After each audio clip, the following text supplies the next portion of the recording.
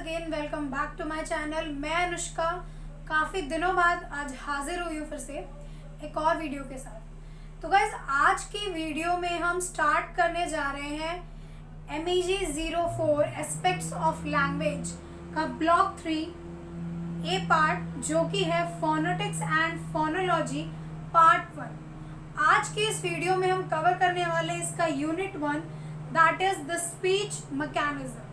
Guys अभी तक आपने चैनल सब्सक्राइब नहीं किया है तो प्लीज़ चैनल को सब्सक्राइब कीजिए और बेल आइकन को प्रेस कीजिए ताकि फ्यूचर नोटिफिकेशंस आप तक पहुंचती रहे। तो शुरू करते हैं आज की वीडियो को। सबसे पहले हम इसमें बात करते हैं फोनेटिक्स के बारे में। फोनेटिक्स क्या होता है?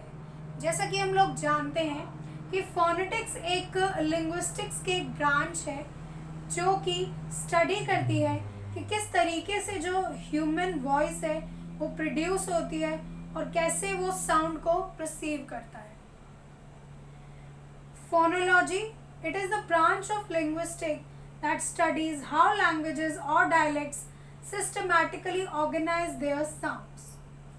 फोनोलॉजी लिंग्विस्टिक्स की वो ब्रांच है जो स्टडी करती है लैंग्वेजेस और डायलेक्ट्स को सिस्टमैटिकली ऑर्गेनाइज करने के लिए। और जो फोनेटिक्स है वो लिंग्विस्टिक की वो ब्रांच है जो ये स्टडी करती है कि ह्यूमन साउंड्स प्रोड्यूस और परसीव कैसे की जाती हैं। तो ये बात थी फोनेटिक्स और फोनोलॉजी की। अब बात करते हैं स्पीच मैकेनिज्म में जो सबसे इम्पॉर्टेंट है, that is speech. Speech is a natural form of communication for human beings and one of the most important characteristic of human species.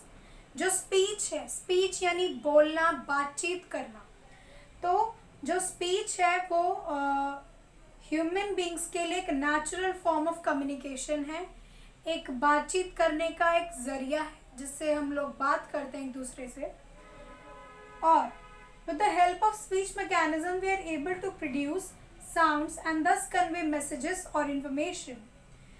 Speech mechanism का यूज़ करके ही हम साउंड्स को प्रोड्यूस कर पाते हैं, एक दूसरे से बातचीत कर पाते हैं और मैसेजेस कन्वे कर पाते हैं।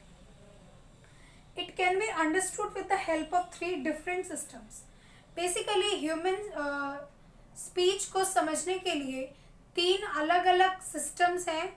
आइए अब उनके बारे में जान। तो सबसे पहला जो सिस्टम आता है स्पीच मैकेनिज्म को समझने में वो है रेस्पिरेटरी सिस्टम। रेस्पिरेटरी सिस्टम का मेन फंक्शन है to build the air pressure for the production of sound, यानी कि साउंड को प्रोड्यूस करने के लिए जिस एयर प्रेशर की ज़रूरत पड़ती है, रेस्पिरेटरी सिस्टम वो एयर प्रेशर को बिल्डअप करने में हेल्प करता है।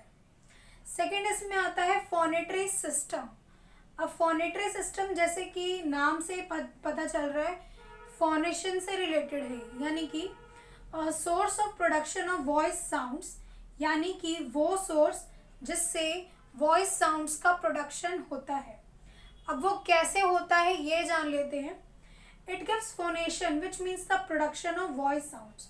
जो फोनेटरी सिस्टम है वो फोनेशन को प्रोड्यूस करता है।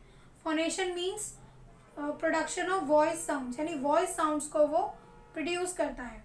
Phonation is accomplished with the larynx which is attached to the top of trachea।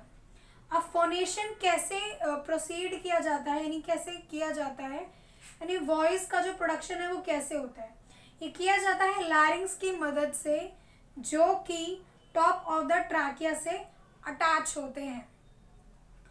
लैरिंग्स contain a pair of muscular band called vocal cords. और जो लैरिंग्स हैं उनमें एक मस्कुलर बैंड अटैच होता है जिसे बोला जाता है वोकल कॉर्ड्स, जो कि हमारे यहाँ गले में होता है। Vocal cords can attain a number of positions for the production of sounds. अब वोकल कॉर्ड्स जो हैं वो अलग अलग पोजीशंस को अटेन करते हैं ताकि हम अलग अलग साउंड्स को प्रोड्यूस कर पाए। अब थर्ड इसमें आता है आर्टिकुलेटरी सिस्टम। अब आर्टिकुलेटरी सिस्टम में भी 4 पार्ट्स हैं, इन्हें हम एक एक करके जानेंगे। पहला इसमें फेरिंग्स, सेकंड है लिप्स, थर्ड है टीथ और फोर्थ है टंग। सबसे पहले बात करते हैं इसमें फेरिंग्स के बारे में। It is the part of neck and throat behind the mouth. It affects the quality of sound produced. यानी फेरिंग्स बेसिकली हमारे नेक और थ्रोट के माउथ के पीछे एक हिस्सा होता है जो कि साउंड की क्वालिटी यानी किस तरीके की साउंड प्रोड्यूस हो रही है उसकी क्वालिटी को वो अफेक्ट करता है. सेकेंड इसमें आता है lips, important for sound production. यानी लिप्स जो है साउंड प्रोडक्शन के लिए सबसे ज़्यादा इम्पॉर्टेंट है. When both the lips and the air is blown out from nose, consonant sounds are produced. यानी कि लिप्स क्या करते हैं, जब दोनों लिप्स आपस में अटैच होते हैं और एयर जो है ब्लोन आउट होके मुंह से बाहर निकलती है तब कॉन्सोनेंट साउंड्स का प्रोडक्शन. और थर्ड पार्ट इसमें आता है टीथ.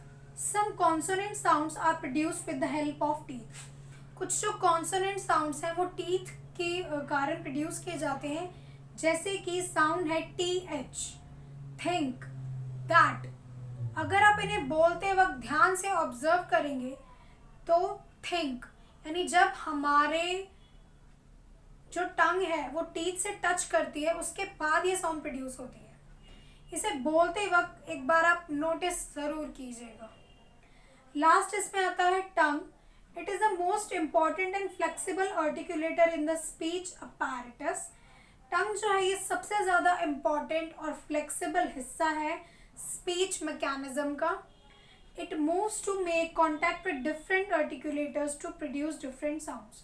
ये हमारे माउथ में अलग अलग आर्टिकुलेट से कॉन्टैक्ट करती है ताकि वो अलग अलग साउंड को प्रोड्यूस कर सके. जैसे कि when tongue suspended in the mid of mouth slightly curved sound SH is produced. यानी SH जो साउंड है वो टंग से प्रोड्यूस की जाती है. सो गाइस ये टॉपिक यहाँ पे कंप्लीट होता है. वीडियो भी यहाँ पे मैं समाप्त करती हूँ. आई होप आपको ये समझ में आया होगा. अगर वीडियो अच्छा लगा तो चैनल को सब्सक्राइब, लाइक एंड शेयर ज़रूर करें. मिलते हैं नेक्स्ट वीडियो में फोनेटिक्स के ही नेक्स्ट टॉपिक के साथ. तब तक के लिए keep smiling, keep learning, keep growing, never stop learning because life never stop teaching. Thanks for watching.